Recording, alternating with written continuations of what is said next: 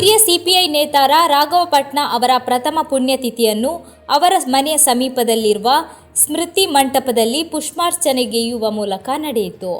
Shridhara RK ಅಧ್ಯಕ್ಷತೆ ವಹಿಸಿದ್ದರು. Keshava Kanvatheertha ಧ್ವಜಾರೋಹಣಗೈದರು. CPI Manjeshwar ಮಂಡಲ ಕಾರ್ಯದರ್ಶಿ ಜಯರಾಮ್ ಬಲ್ಲಂಗುಡಿಲ್ ಪುಷ್ಪಾರ್ಚನೆಗೆಯುವ ಮೂಲಕ ಕಾರ್ಯಕ್ರಮವನ್ನು ಉದ್ಘಾಟಿಸಿದರು.